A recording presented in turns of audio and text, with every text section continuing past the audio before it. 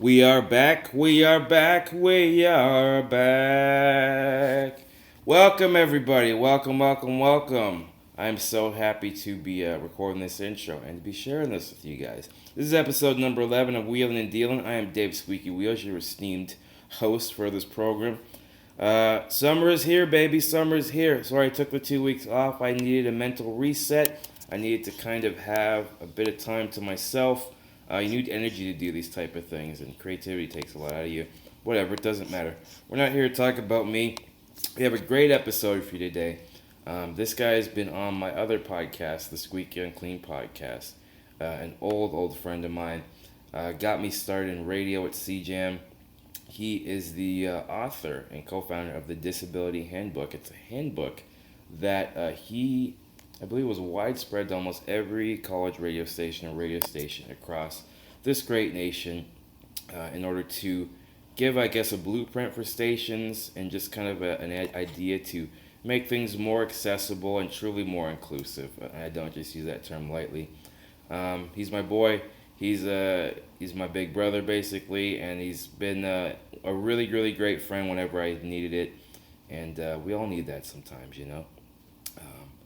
So yeah, I think that this one you guys are going to enjoy. You're going to be get a little insight into what he does. He's also spoken at numerous disability conferences as well. He has a remarkable story. I always learn something new when I talk to this guy. I truly think that is the key to life. The key is to not shut down dialogue. The key is to expand it. Talk to people with different life experiences, and even if you perceive them as different, you have a lot more in common than you think. So I believe the audio of this episode will be aired at its regular time on Friday, but the video version will be coming out today, which is Thursday the 17th, because I am going away this weekend for a much needed vacation. I need to be around nature. I need to be around other carbon-based light forms that aren't digital.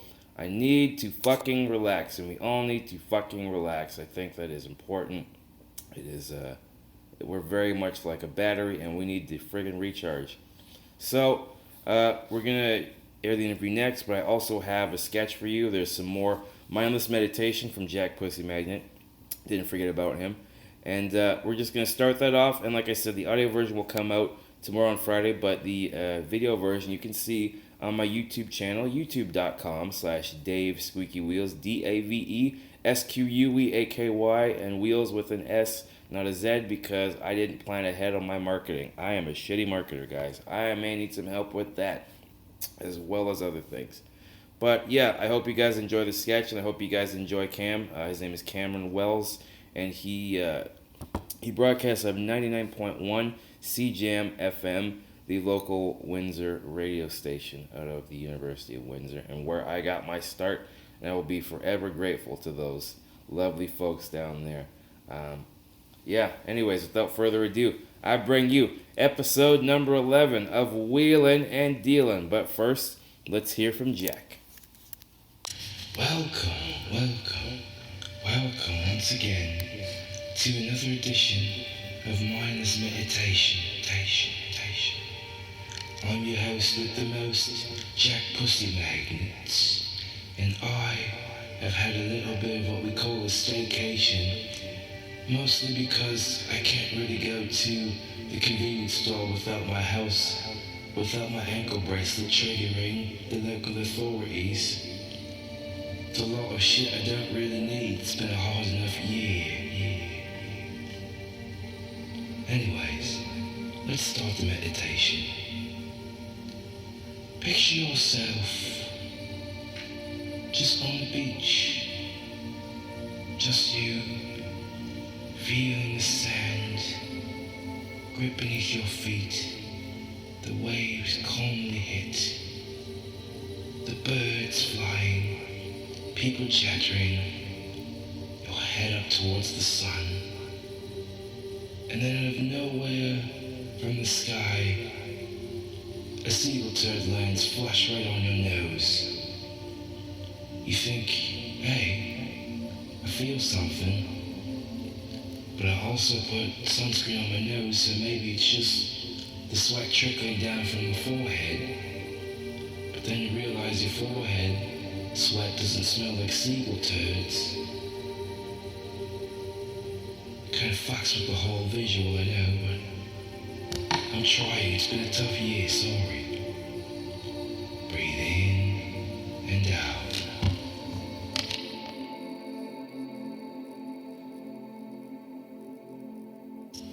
Sometimes I still get paranoid that I'm gonna get busted for marijuana. Even though it's perfectly legal. I don't know where your part of the world is. It's legal in your part wherever you're listening, but it is wherever I am. Whenever I hear a knock on the door, I don't think, oh, Grubhub. I think, oh, I gotta eat my stash now.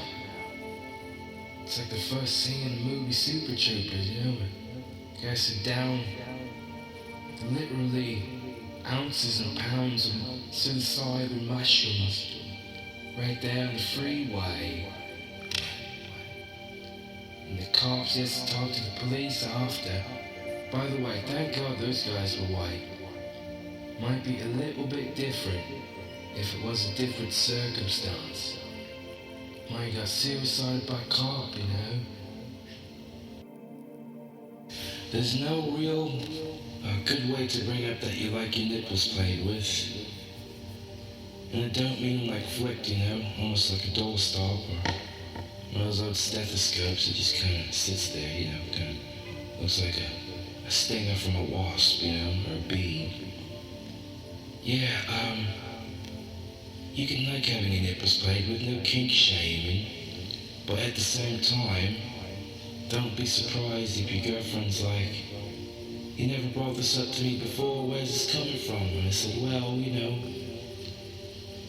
I thought we already got the strap on ready, so what's the next logical step? This seems a little fucking tame compared to that one.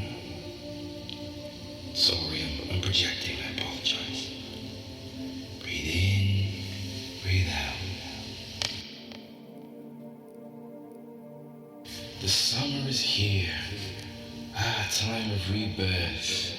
Peace, tranquility, and renewing our relationship with nature. Nature, it's all around us. Nature, it's metal, it's scary, it's everywhere. Nature. But also, it's hard to distinguish what type of shit you run into depending on if you're camping or not. Is it just bad shit? Or did you just put a little bit too much extra cheese on that nachos grande? It's a tough time to find out you're lactose intolerant. Breathe in and out.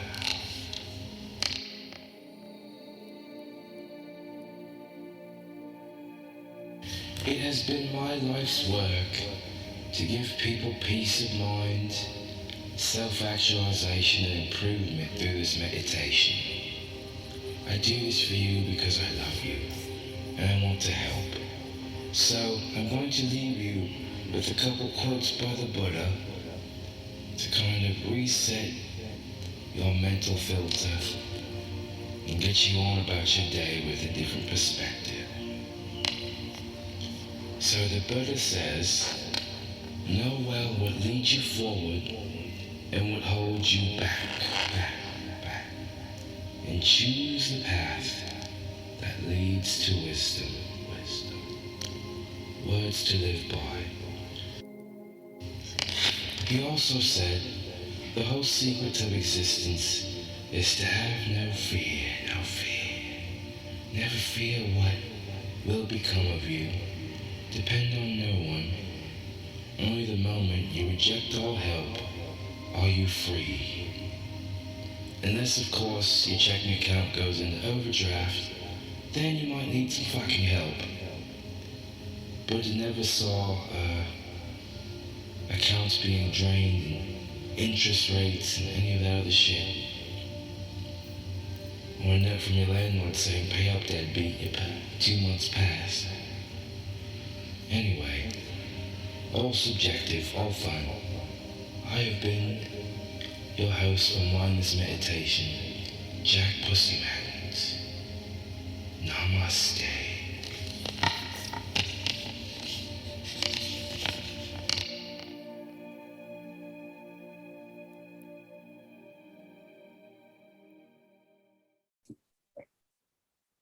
Thank you, Siri Robot. I appreciate that.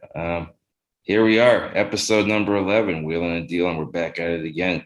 I took a 2-week hiatus, you guys, to clearly restore my hairline, among other things, as That, well as my sanity. that is definitely not it. He was on trial. I Got was. him off on. They had a very shitty ramp that I couldn't even make the courthouse in. But no, actually, there's people that do court on Zoom now, and like I think I talked about it on last week's episode with Moms Are Not Funny, where there's this one where it was like a domestic dispute or something, and the guy was in the same house that the woman who's pressing charges him was against, and they were in the same house, and then the frigate they stopped the whole trial or the whole hearing just to kind of, get that whole situation sorted out. And yeah, it's funny. I don't know. I feel like that's I'm trying to think if that's worse or like, I don't know. If like the guy from I think he was from the New York Times where he was in a Zoom meeting and they caught him playing with his Johnson, and they didn't know the camera was still on. So I'm thinking, is that worse? Or like the other one during, I don't know. These are hard hitting questions, Cam Wells. Welcome. Welcome. You got me out of bed for that. That's it. I wanted to come in hot, bro. Coming in hot. But I don't know that you don't have to answer that question. It's fine. You're a good Christian, man. Everybody, this guy got me started in radio at CJAM. He's been one of the proprietors of my debauchery. Maybe not. Go ahead and plead the fifth on that. Yeah, not in the technical sense, but he's got a limp, I got a limp, we fucking rock out like that, But everybody, this is my good buddy, and now it's like lifelong. No, I don't say lifelong. We know each other for like a good 10 years, I'd say. When did you get a life? Yeah, I know, right? It's like a maturing almost. Everybody, my good friend and radio partner, host of the esteemed award-winning show, I believe, Handy Link on CJAM 99.1 FM, and also the author of the Disability Handbook. Please welcome my brother, Cameron Wells. Pleasure to be here.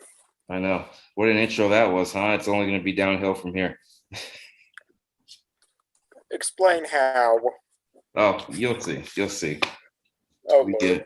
Yeah, this is very much a last-minute thing. How you been, though, buddy? What's been going on with you? I haven't seen you in at least a year and a half. Yeah, probably even longer. Well, a few things. The Disabilities Channel had me on for a TV spot, and they're actually thinking of adding my radio show to their playlist. And one of their people put me up for Canada's Disability Hall of Fame 2 or 3 weeks. They're going to be announcing the results of that. I'm guessing I've bribed everyone in Hollywood. I'm guessing there's no steps to that Walk of Fame. It'd be kind of redundant. There's an escalator. The Walk of Fame. It could have used better verbiage. Sorry, the Hall of Fame. I thought it's Walk of Fame. I'm dumb. That happens. But, yeah, my chance to be a national screw up. Exactly. More people know you. But yeah, man, just to give people a brief, well, I kind of talked about it in the intro, but when I first interned at CJAM, I was doing the promos and stuff. How did our friendship come into fruition? I'm trying to recall. I think it was Cassandra put us in touch back when you first started. That's right, man. That's right. I haven't heard from her in a long time either. All these people I haven't seen like the longest time. We just got a new program director who's fantastic.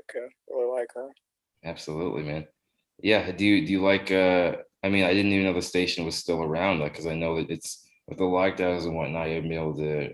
Have you just been recording a show remotely, or how's that been working?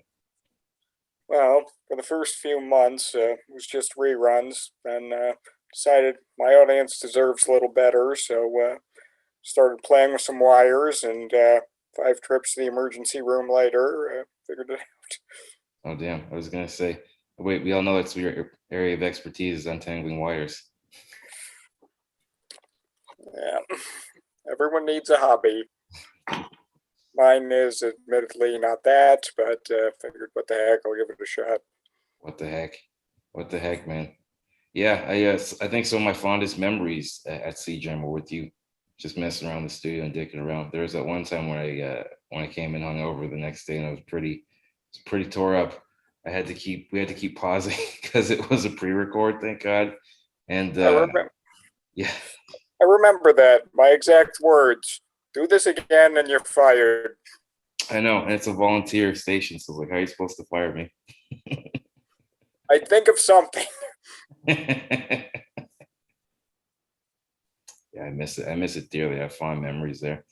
Excuse me. I don't know. I wanted to try and do it remotely, but it didn't feel the same. Even trying to do this, to even keep with the what's the word? To even just keep up with the consistency of it has been quite. I wouldn't say challenging, but just I've learned a lot about myself in this little endeavor. You know, this is my third attempt at a podcast. How about that, dude? The station, in theory, is starting back up in September, so it'll be a place there for you. Yeah, absolutely. I miss it dearly. Like how did they just keep getting grant? Like we don't have to go into all that stuff. I'm sure people are fascinated because I talked about it when I had Chrissy Cochran on about how uh, basically you have to have a certain type of like a certain amount of Canadian music on there. So we have like what we call CanCon to layman. And I didn't even know that even existed until I went there. Well, you didn't really do a music show, if memory serves, so No, I mostly probably just not the biggest deal. I was just the lackey for like a good semester of school. So like for a good few months, just had to read promos and like make sure things were coordinated and organize CDs. You know, when those remember when those used to be a thing, CDs. Are you kidding? I'm looking at about 400 of them right now. Yeah. Holy shit, dude. Wow. Got like a mini Dr. Disco. Do you ever have nightmares of thinking if the whole collection of your CDs are just going to collapse on you? Do you ever think that's going to happen? I think our collection's bad. One of our affiliates has a cold storage unit with it. They have like really, really rare vinyl, so they actually keep it cold. Hmm. But my CDs are like my children, except for one thing. I like my CDs better. Yeah. Well, you don't have to put diapers on them, and they don't require as much care. If you scratch them, you're not going to get them taken away from you. Yes, called CD Protective Services. That's true, man. Everything's so digitized now. It's so bizarre. So bizarre. I think it was Zuby or somebody said that this whole entire year has felt like an odd, benign mix of South Park and Black Mirror. Just everything that's been going on in the world. It's been so bizarre. Well, they're kind of predicting a fourth wave. I just figure how much worse can it get? Meanwhile, down south, our neighbors are frolicking. We're up here. So, what about you? How have you handled this whole situation? Oh man, I've been up and down pretty much. I was doing there's a couple of times there where it was pretty rough. It was pretty rough mentally, you know. I just moved into this apartment. I don't know, my listeners have heard this ad nauseum, so I don't want to inundate them with too much of my year, but I basically moved into this apartment November 2019, and then excuse me, I had about 3 good months, despite one little medical scare I had to deal with, but I had 3 good months up until April. And I was planning a whole thing where I'd be going up to Toronto and doing more shows up there and kind of being more mobile. But then, you know, apparently I can't leave my house because it's unsafe to do that now. You know, go figure. I guess I'm a crusader when it comes to breathing, uh, you know, air, air that other people have breathed, I guess. I don't know where I'm going with this. I have no idea where I'm going with this. But basically, I said it was like uh, the first half of the movie The Count of Monte Cristo, where he's just stuck in jail the whole time and he has to kind of reinvent himself and figure out a different way. He's got to kill rats and like talk to an old man there that's going to give him all this life advice. And then the old man dies. You know, spoiler alert! It's a 20-year-old movie. So if you haven't seen or heard of the book by now, it's kind of on you. If I'm not mistaken, that was Alexander Duma same guy who did the Musketeers. Alexander Dumas, yeah, I was fascinated by a lot of his books and just like where he came from. Because, being a black guy in France at that time and like talking about high class and high society people, it was a very different different environment. And like a lot of his themes I feel like are still prevalent to today when it comes to class and like people's status and reinventing yourself and being a noble man and things of that nature. I was always fascinated by that. But I don't read as much. Can you tell, Cam, I'm not a reader per se? Last thing I saw you reading was men's room graffiti, but let's leave that aside. I know, for a good time text, yeah, You didn't have to write my number in that, just so you know. I know. It's okay. It was your burner. It was your burner account. It's your burner. That's supposed to be a secret. It is. It is. It's okay. But back to it. I think some of those ideas were a little prophetic, but well, when it comes to identity and deciding who you are in this world, just stick to what's you would be the best advice I could give you. Don't Exactly. follow what everyone else thinks is necessarily the right trend. They can't tell you who you are or where you're going. Yeah, I think that's been the most alarming thing this entire year. It's not. I don't want to get into anything political and stuff because as you even see, I barely post anything like that because I feel like it's a terrible way to hash out these ideas or to kind of even have the proper discourse. But I don't understand why it's insane that you can't at least question, the narrative or at least kind of have what's the word? I'm being very careful. I don't know why I'm being so careful. It's just I want to make sure I choose my words wisely, but I don't understand why what was so absurd and like what was so absurd maybe a year or two ago is now like I think Zuby said like yesterday's conspiracies is today's news. It's just like just with the lab leak and all the other shit. It's I don't know. I've been laughing since day one, man, because it's if I would internalize it the way a lot of people are and just letting that fear delve into my life, I don't think I'd be able to leave the house regardless, whether there's a lockdown or not.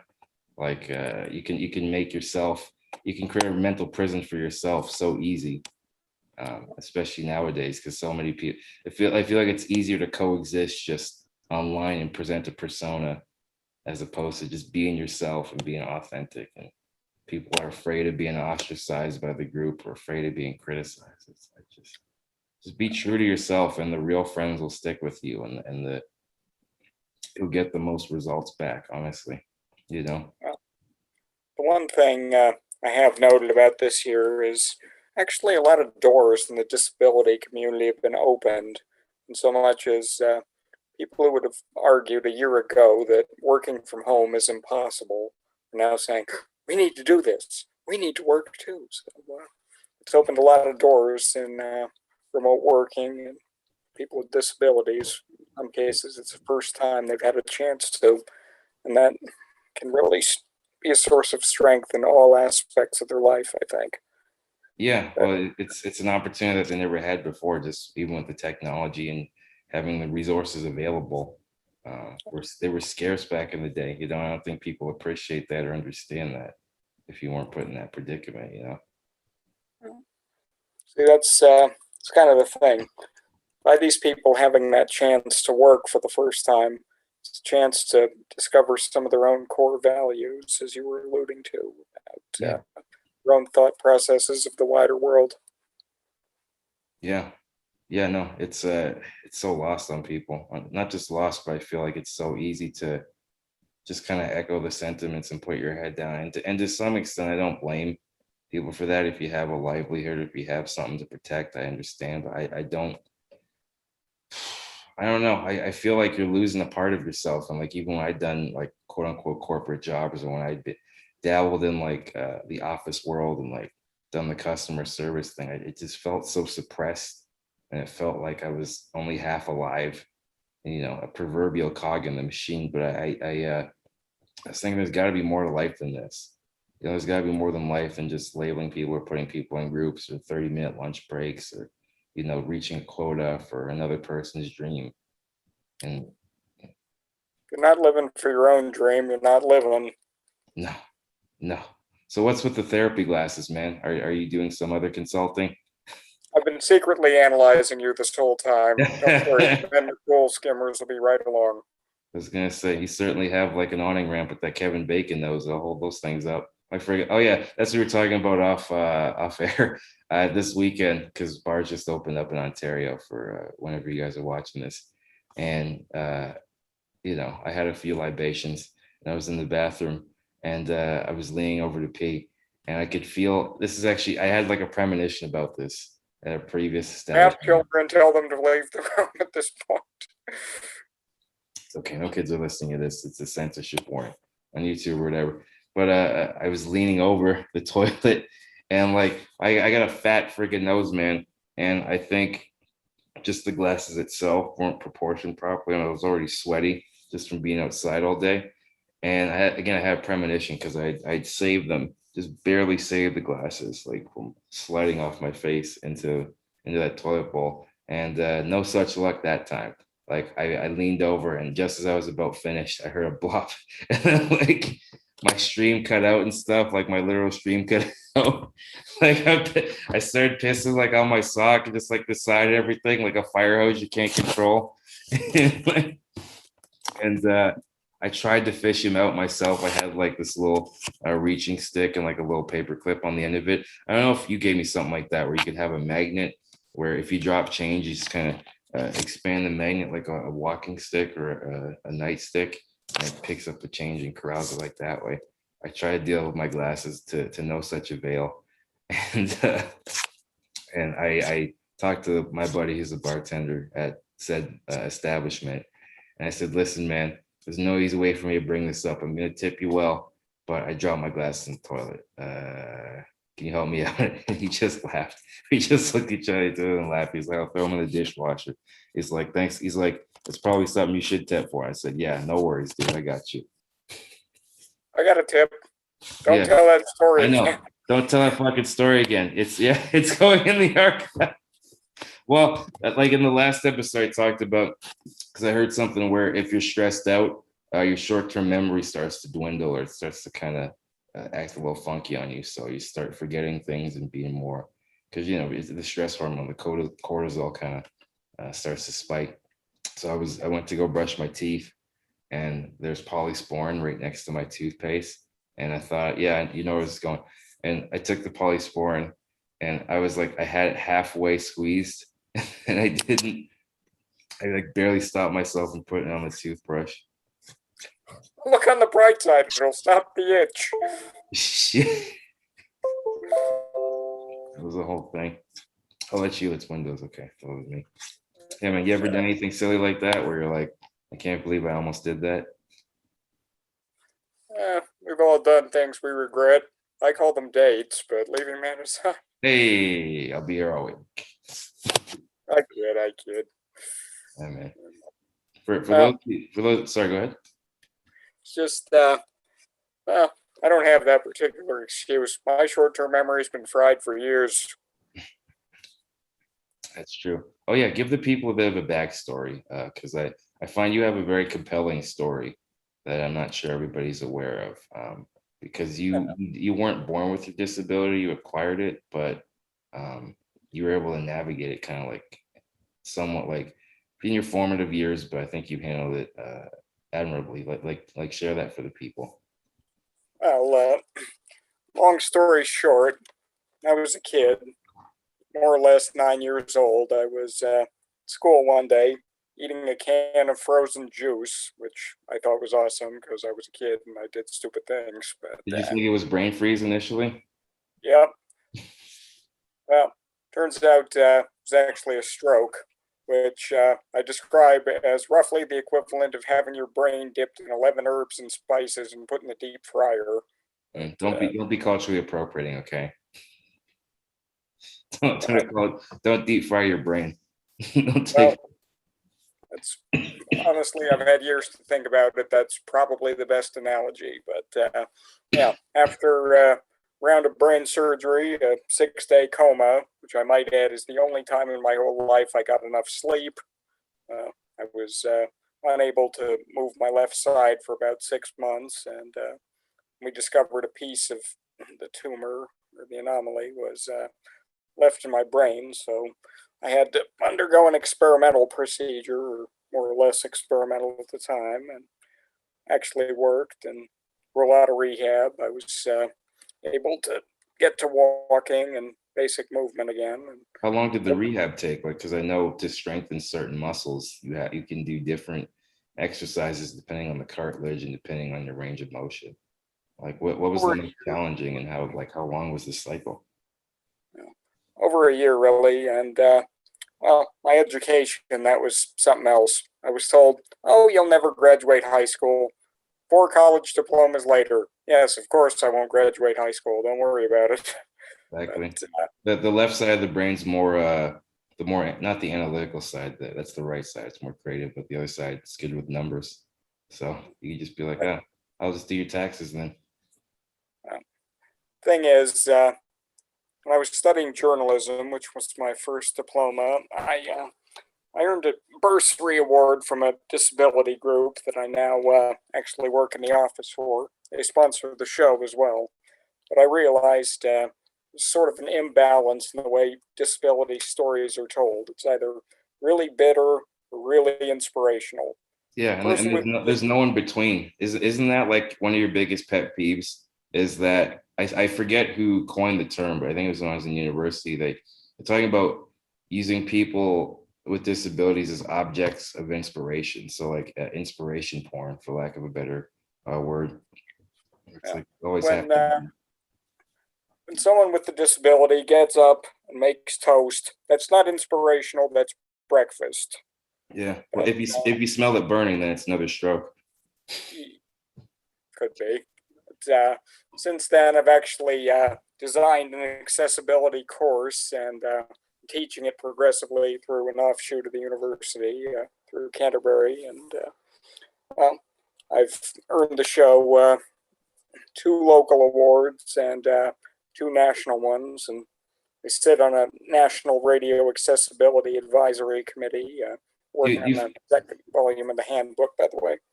sorry, do you find it makes people more open that you kind of not disarm them of their prejudice, because maybe it could be subliminal and maybe they don't even notice it. I don't think we've talked about this many times. I don't even get mad at people when they don't know what my disability is, or they assume it's maybe intellectual or maybe whatever. And then I start talking and they just, it was the 4 tequilas or whatever. That was different.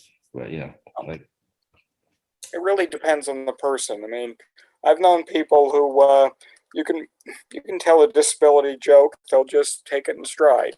I've known other people you could tell that same joke, they'll punch you in the face. But mhm. it really is just know your audience. I mean, I've known people who would blame their disability for everything. They can't get a job. There's nobody more qualified. It must be their condition. They can't get a date. It's not that they're horribly annoying. It must be their disability. Yeah. But we are individuals, and there's room for real life stories to be told. And for the past 13 years, that's what I've been doing. And well, I've interviewed everybody from the guy from Breaking Bad to the former lieutenant governor. Who's And the guy from Breaking Bad? R.J. Mitty, he played Walt Jr., I believe. Oh, okay. Oh, what's his disability? He's got I think, a mild form of CP. He came to Windsor to talk about just speaking out against bullying, really. I had a chance to sit down with him and just talk before his actual presentation. Yeah, it's Uh, it's not noticeable. Like I'm not. I've only watched the first 4 episodes of the series, and I didn't finish it. I watched the finale with an old friend of mine, and then I had understood nothing. But from what I remember, it's not noticeable for him at all. It's remarkable. I've never really seen it myself, but well, when he came to Windsor, was privileged enough to actually have a chance to speak with him. In Oh, fact, sorry, go ahead. my my ex girlfriend's sister was a huge fan of the show, so that Christmas I brought her an autograph box set. Okay. I'm thinking, but I just thought of this, dude. I can't even believe that. I can't. It was such a big thing for you too, because you were really excited. And I didn't realize it at the time, but it was a big thing for me. Remember when we went to that conference about ADHD, and Rick Green was Yeah. the keynote speaker. Yeah. I still have that paper where he's like, "Yo, Dave, I'm Rick Green," and I wasn't too familiar with the Red Green show, but I think Patrick McKenna was his name. He's the other guy. Like Rick Green was the main star, and Patrick McKenna was his co-star, who did the silly, wore the silly clothes and like played the guitar or something like that. Like, In fact, I had Rick on the show last year. oh yeah, how's he doing? Not too bad. Doing some more documentary work surrounding ADHD. Still have his wife's contact info, so I try to have him on whenever it's possible. What I think was fascinating about him was that when he spoke about the day-to-day life, because there's that commercial where it's like ADD means it's like somebody's constantly changing the channel, but he chronicled it in a much more accurate and I think more concise way, because he said, no, it's not that it's changing the channel all the time. It's just that you'll want to do multiple things all at once. And I found myself even doing this where he's like, oh, let me write something down. If he has a set to do that night or a speak engagement, let me start writing this. So he starts writing that. Well, let me check the Argonauts. Oh, they're losing by 10. Okay. It's like, oh, let me check my mail. Okay, let me walk my dog. Let me do this. And all this is like just a cycle. It happens within a span of like an hour or 20 minutes or whatever. And it just keeps going back and keeps going back. And I'm like, I don't think that's necessary. Obviously I'm not a doctor. I don't want to diagnose, but like he made it more digestible and more understandable for the layman who maybe wouldn't that hasn't studied ADHD and like how it affects different people. Like the fidgeting Phil rather cartoon was the most common one. Oh, that's the thing, though. In discussing any condition, you have to put it in terms that people will identify with or relate to. I mean, if you explain it all as some cold technical model, people they're going to lose interest real quick. Well, that and like you don't humanize it. I just like during that talk because I don't remember everything about that talk, but I just remember he made it super relatable and he was approachable and you could tell he knew how to work an audience, even though like his ADD could be crippling in other ways and maybe hinder him in other ways. He found a way to utilize it and kind of channel all that energy and channel like how he could be productive. And obviously, he's a very successful. He's had a great career. I found it very interesting how he chronicled that though. I don't think anybody's ever done that. I think it's like any other tool. You learn to work with it in the way that's you really. I mean, he's had a lifetime of experience with it, and chances are he knows his own mind and his own responses and how to make things work in a way that he can focus on.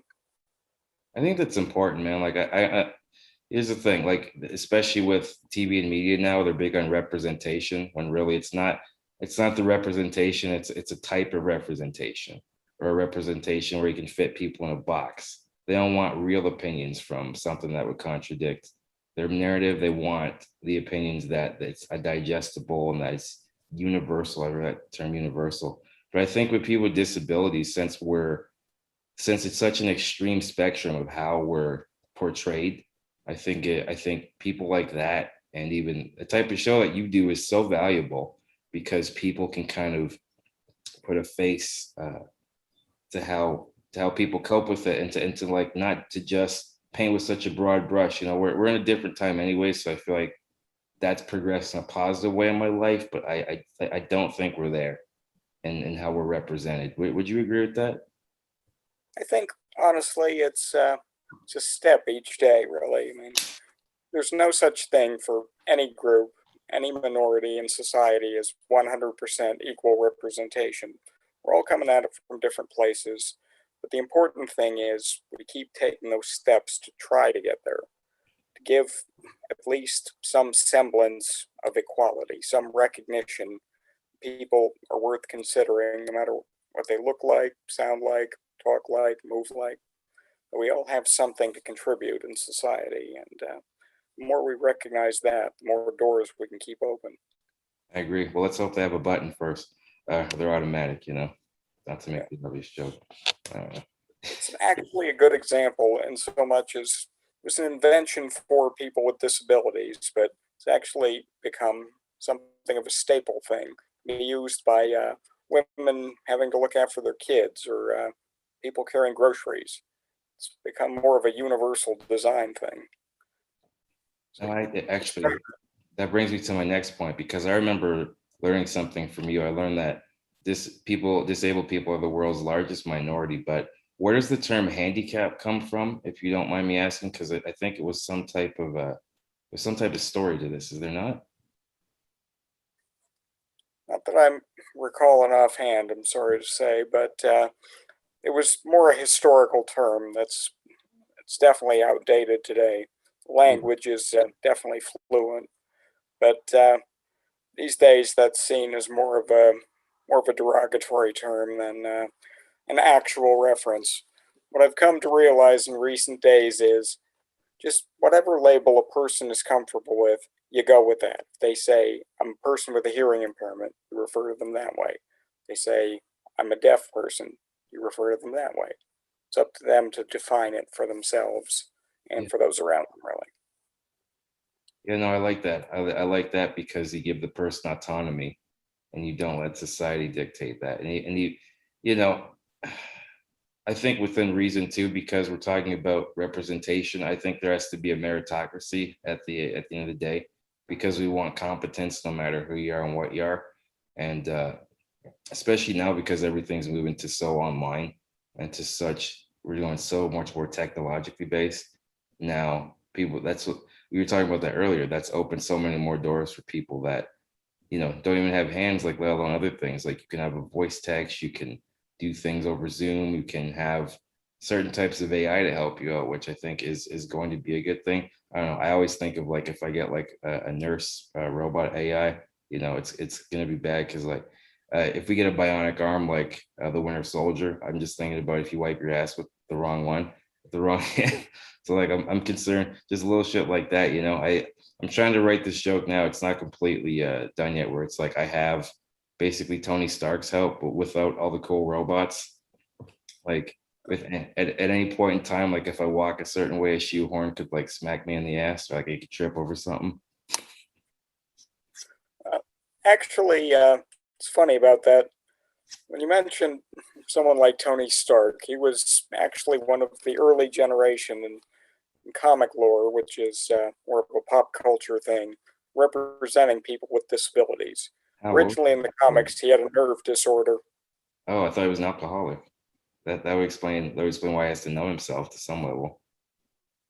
Well, alcoholism, you could make a case for that being a type of disability because of the whole addiction thing, but Wow.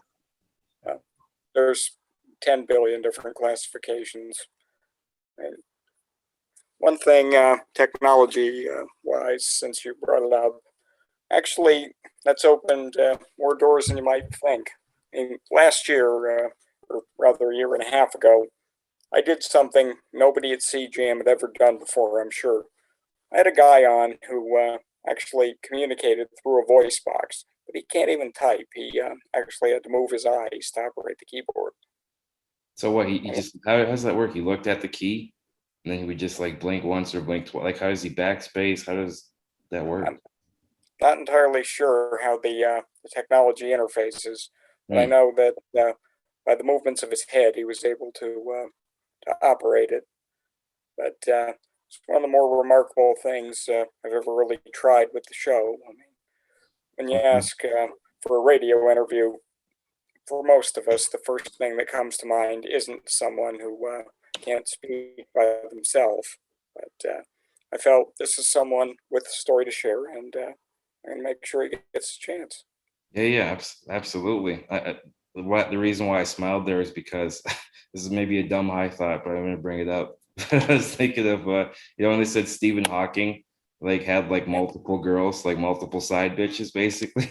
I'm thinking if he has like a type of phone where he has to kind of like hide that conversation from his girl, does he blink twice? Like how many times he blink, and if so, does his girl know? Like, oh shit, he's trying to hide that other conversation. What the fuck's going on? Well, to be fair, that's not even the worst disability themed joke I've heard this year. Okay, lay it on me. I'm pretty sure. I'm pretty sure I've contributed to it just with my presence alone. Well, there's a comic was on Britain's Got Talent. He owned his condition brilliantly, in my opinion. He got on there and he says, these days they want to put a label to everything. It's all special needs, Special Olympics. I got real nervous. The army came around recruiting for special forces. I don't want to go to war. That's fine. I know. I think the follow-up could have been there's already special forces that are working against me, like gravity or something. Not bad. Any type of incline, it's not paid. Yeah. But see, it's people like that that really own the situation. They're not seeing it as a negative or a stereotype or being a subject of pity or what have you. They're saying this is a part of who I am. Yeah. It might be how I move. It might be an appliance I use, but who I am is not my method. It's not defined by that, but also I think again it gives people autonomy. But when if they don't know you that well, if people don't know you that well or understand your point of view, your sense of humor, I think that's why you see a lot of apprehension. Of like they don't. There's a lot of times where like I'll say something or I have another friend who's got a disability and him and I will joke about something like, oh, I don't know what to do. Like if we're stuck at the door and you'll just see it in people's eyes. They don't know what to do. And it's just like, like you would anybody else, ask them if you need help and just kind of proceed from there. And more often than not, it's going to be 90% of the time, they're very, very helpful, very, very understanding. And like, they want to see your perspective and you want to see theirs too. I think that's very important. That's the thing, though. Sometimes society will make itself uncomfortable. It's the same with a lot of groups, I think. We put these sort of viewpoints on it that say, this is something we have to consciously think about instead of going in the moment. Instead of saying, I'm going to laugh it up with this person as I would anyone else, I'm going to have to tiptoe about what I'm saying. But it gets to a point sometimes where you can be so cautious, you end up saying absolutely nothing.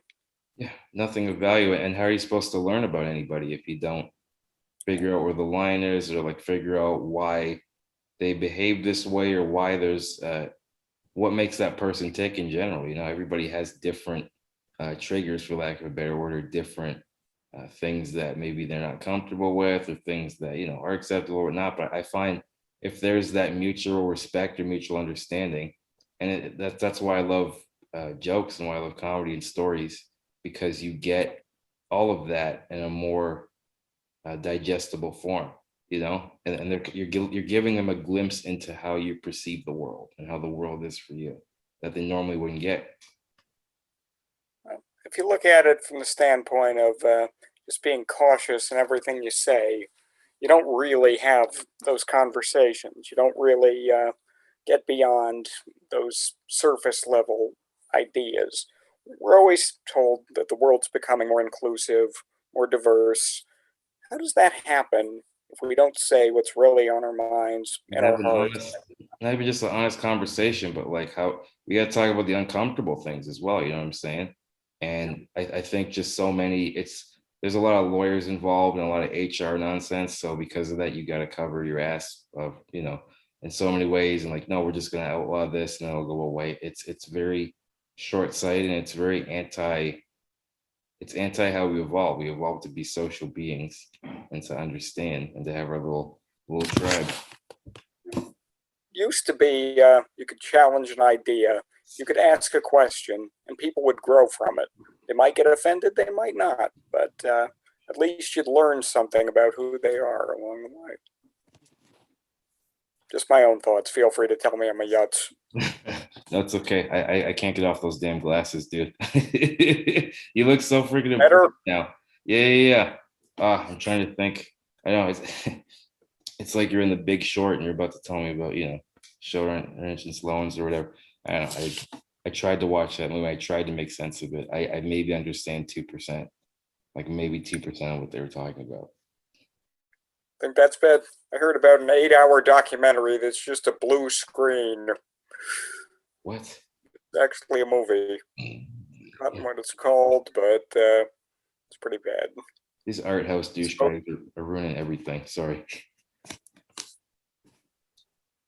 What can I tell you? I'm old. Not old, man. Come on, you're a young chap. You're out there. You're out there crushing the game. You know, that's. I thank you, Sonny. I was just saying. Yeah. Let me see. I think. Thanks. Yeah. Do you want to keep going? We've done about 45. Do you have anything to promote, or do you want to? What do you want to do? It's up to you. Yeah, well, just hopefully I got in some good insights. I mean, I'm going to be doing those special episodes with some colleagues of mine on just exploring disability myths in the near future. Just What are looking the in most? depth. Sorry to cut you off, man. I haven't done this in 2 weeks. I feel like my rhythm's off. I apologize. What do you think are what are the Never most had rhythm. Let's start with that. you asshole? Like, God damn it. What are the most common myths you think for disabilities that maybe people would be surprised to know? Well, a couple of things I'm really looking at employment myths. People with disabilities don't want to work, they're lazy, and they can sue if they don't get any given job. Another thing, thanks to a research friend of mine, a researcher, looking at some of the myths concerning sexuality and disability, because there's that's not something you hear talked about. Like you never hear about disability relationships. You never hear about policies being developed to educate them in the school system about best health practices, that sort of thing. So I really want to look at some of the truth about that. I mean, we're Yeah, not going to grow. just that, like, because like it would be the same type of health, because like if you're able to reproduce, like sexually reproduce, wouldn't it just be just health class the same way, or like how would that work exactly? Well, some people would dance around the issue. The questions of competence and people in like group home settings, there's been some concern over that. I mean, with reduced impulse control as some disabilities produce, there can be those issues of what can they actually process and understand. And well, there's a lot of misinformation out there, but my personal thinking is we're not going to gain any understanding by just sweeping aside the issue and pretending that we don't have to have those conversations. Yeah, but also too, it's if again people want to say they're not people, it's mostly like big companies and whatnot. They want to say that they're inclusive and they have all this, but to me, it's inclusive if you sweep it under the rug or if you're kind of late otherizing people just because it's different. You know, we all kind of genuinely want the same things, and then not to get too preachy, but it's like the amount of different people that I've met over my life, and I'm sure you can speak to this. You know, the disability has I've either you address it in the beginning and like it's fine, or some people just aren't comfortable, but for the most part, nobody cares if like your personality is, you know, spot on, and if they jive with you, they jive with you. Well, my best advice to society when it comes to their discomfort: get over it. Ask a question. These are people too. Let them into the conversation. A lot of them can speak intelligently and with authority on their own background. They know what their life is like. It's not up to us to assume. It's okay to ask somebody their story sometimes. Just Hmm. try to figure out a little more of where they're coming from.